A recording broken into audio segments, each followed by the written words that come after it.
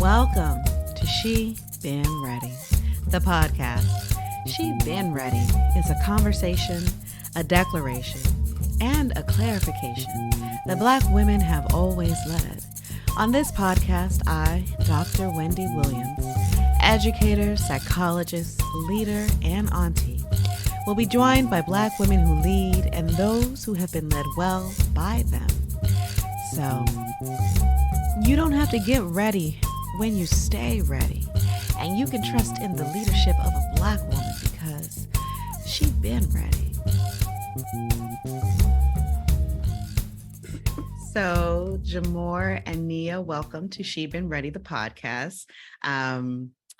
Very glad to have you representing for the culture. Can't wait to get more inside of your work and talk with you about all the wonderful things that you've been doing over time, but also even get a little bit more deeply inside of, I think, some of the conversations we've already been having with one another, even as we realize that we should be having a conversation together. So wanting to get started. Are there any questions or thoughts or things that y'all want to say before we do that? Wait, we can cuss, right? Is cussing okay? Cussing's okay.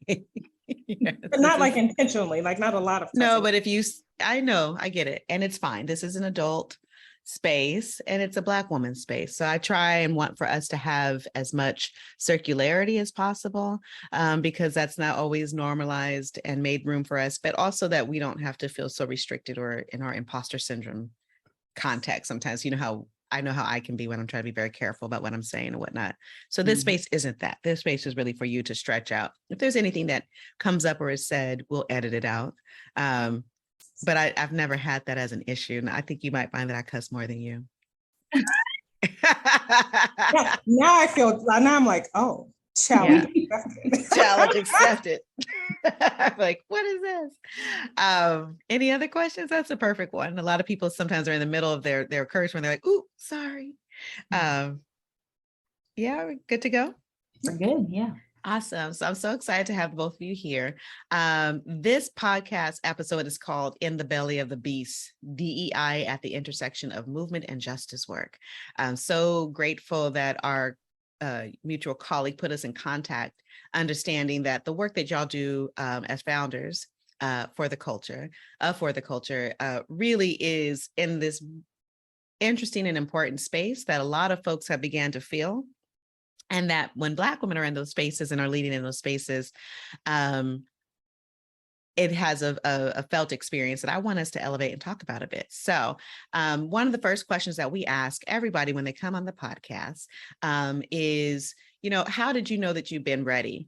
And that really is a question to get a sense of, when did you realize that you were a leader? How did you know that that was something that you had capability or capacity for?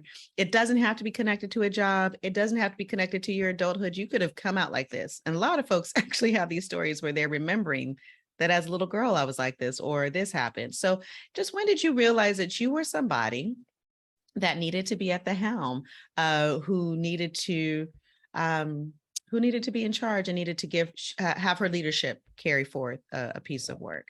I wonder if I have to hope that I'm not the first person to ever answer this question like this, but I think if I'm honest, like some days I still don't know if I'm ready, right? Mm-hmm. And I think though that sometimes is the testament of leadership, right? It's like courage in the face of fear and uncertainty, figuring out how to trust yourself. And I think that for me is a daily journey and like a conscious choice every day, right? To believe in my own power and to step into my own leadership and to trust it, and then to surround myself with folks who can remind me to trust it and to show up in my leadership when I'm, when I'm having a hard time remembering my own power. So I think for me, it's just like I don't even know that I have a defining moment. I know that there are times and I've like very consciously made the decision to trust myself and move forward, right? To take that fork in the road that leans into my leadership. But a lot of times it is still with the stories playing in my mind, the consistent narratives that Black women especially like dark-skinned, fat Black women have been told our whole lives about who we are and how we're supposed to show up. And so for me, I think every day I'm trying to remember and realize that as I'm moving forward through the world. So for you, it's a matter of like, how do I stay ready? How do I stay in this space and own my right in this space? Right. I also actually because if you stay ready, you ain't got to get ready. So here we go. Right, like it's like, okay, I'm going to consciously stay ready. I think I really appreciate, I think you may be the first person to have said those words in that way to me in response to that question. I hope even as we pose that question, that I hope that I'm not amplifying that sort of strong Black woman ideal or always prepared idea, that kind of, there's some mantras that we have in the culture that help in the culture. There's some mantras that we have in the culture that like keep us motivated and keep us engaged, but also have some talons of toxicity attached to them. And so I really appreciate the vulnerability that you bring and the humanness that you bring to this idea that perhaps we're not, maybe I'm ready and I don't realize that I've been ready, because it takes some, psychological, maneuvering to make sure that that is actually true for me. But I think that question is so important though, because I think that as Black women, we don't always get, like our leadership is challenged, it is questioned, but the beautiful inquiry of that question isn't usually how our leadership is talked about. So I think that kind of question is important because it gives us that kind of space for self-reflection, especially in a Black woman space. I appreciate, thank you for the feedback.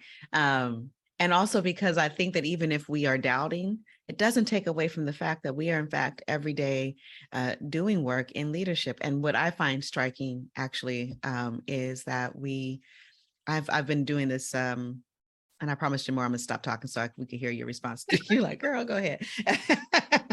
But I've been, as a part of another venture, one of my colleagues is the president of the American Psychological Association. She's doing a product on representation and leadership. And so I got to interview these luminaries in the field that I've been looking up to since I was a young practitioner and scholar. And I was shocked, like women who are about to retire or who have retired, who are like, am I a leader? I'm like, you've got to be kidding me. You've got to be kidding me. And so I think like there's a little bit of, there's some questioning that a lot of us, and these Black, Latinx, and also Asian descent women who kind of were having that kind of conversation, internal conversation, the inquiry, as you say, about am I a leader? But I think that they are asking that because the society is always telling them that you're not, and that a leader doesn't look like you or act like you, which circles back to your question or to the questions you were posing as you were speaking. But Jamor, how about you? How did you know that you've been ready? Do you know you've been ready? So, yeah. And I first sort of came to know this through other people. I think people around me